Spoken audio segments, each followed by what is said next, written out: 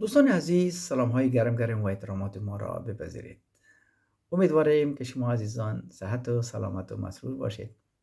هر جا که هستید با تمام دوستان اوقات خوشی را به سر ببرید. با کانال افغان کلکسیون یک بار دیگر خوش آمدید. مانند همیشه برای شمایان دعای نیک میکنیم. دوستان نهایت گرامی، امروز در ویدیوی شماره 18 کلکسیون های سکه های مختلف جهان، باز هم سکه های معدود چند کشور را با هم یک جا و شما عزیزان به تماشا میگذاریم. و چنانچه شما در دست من مشاهده میفرمایید، سکه های کهنه کشور جمهوری تونس، یکی از این تو سکه هایی که 50 یا 50 ملیم مربوط سال 1960 میشه که شما ببینید اولش، که عمر از این سکه دوستای عزیز 64 سال میشود امروز.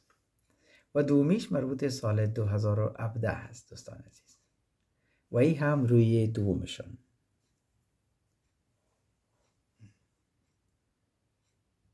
البنك المركزي التونسي. و دوستان عزیز، دو عدد سکه های کهنه 100 میلیم صدوری سال 1993 که اولش است و عمرش 33 سال میشه امروز دوستان عزیز، و دومیش مربوط سال 2011 است که عمرش اونقدر زیاد نیست، و این هم روی دومشان دوستان عزیز. چنانچه میبینید خب کهنه هستن و امروز هم فکر میکنم در تونس مورد استفاده باشن. دوستان عزیز، ناگفته نماند که سکه اوله که شما میبینید و دست من، خوب متوجه شوین، یکم ضربه خورده فکر میکنم، و این هم روی دیگهش اگر میبینید این ضربه که دهی معلوم میشه دوستان عزیز، اگر این ضربه در حالت ساختن سکه بگوییم یا در ضربخانه ایشان که ایره ضرب زدن یا جور کردن یا ساختن به حساب ما شما، این ضربه دوجه شده باشه،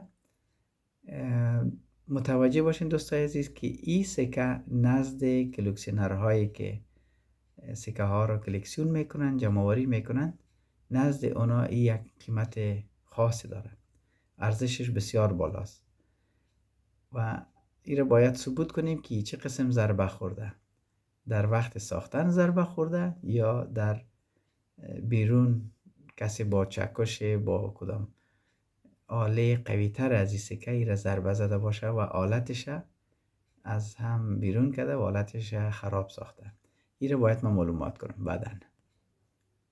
و این هم دوستای عزیز یک عدد سکه نصف دینار صدوری سال 2011 که عمر از این قدر زیاد نیست، تقریبا 13 سال عمرش میشه، و این هم روی دومش دوستای عزیز، الجمهوریت التونسیه. و به تعقیبش دوستان عزیز 25 فلس امارات متحده عرب مربوط سال 1998 که عمر از این سکه 24 سال میشه امروز، و این هم روی دومش دوستای عزیز که امیدوارم درست معلوم شود.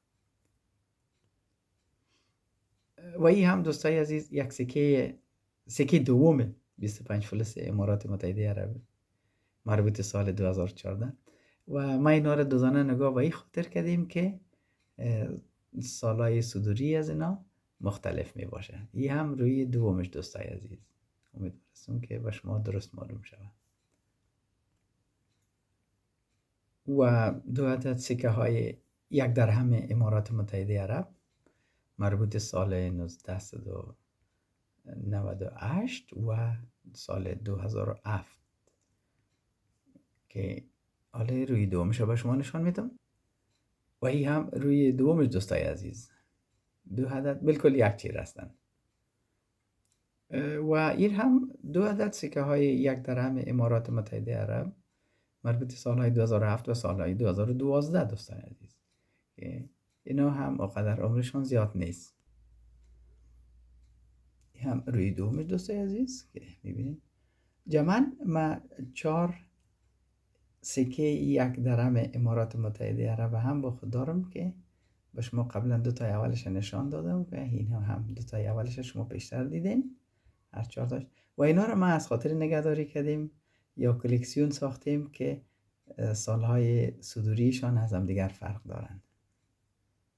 و دوستان عزیز، فعلا شما مشاهده می‌فرمایید در دست من یک 20 سنت یورو، 2 یورو و دیگر 2 یورو که نه همگیش پول اروپا هست، همگی ما شما میشناسیمشان. و این 20 سنت یورو از ایتالیا هست، مربوط ایتالیا هست، سال 2008. و 2 یوروی دومی که شما میبینین مربوط بلژیم میشه، سال 2000. و 2 یوروی دومی که شما میبینین در اینجا مربوط جرمنی میشه، مربوط سال 2008. و حالا به شما روی دومش هم نشان میدم. و این هم روی دومشان دوستای عزیز که میبینین همشان از یکدیگر فرق میکنن و همه میدونن که پول یورو مربوط به اتحادیه اروپا میشه و از هر مملکت نشان ملیشان در یک روی سکه و نشان عمومی یورو در یک روی سکه می باشن. و فعلا من از تمام یورو از تمام ممالک اروپایی را ندارم، اما در صدد جمع‌آوری و کلکسیونش هستم که تا آینده فکر میکنم زیادتر و از همه کشورها را پیدا کنم و سکه های یورو را بالکل خاص یک ویدیوی جداگانه جور کنم. و دوستان عزیز، از بودن با من الی آخر این ویدیو یک جهان ممنون و مهربانی کرده ویدیو را یک لایک بدهید و به دوستان خویش بفرستید. ممنون شما میشم.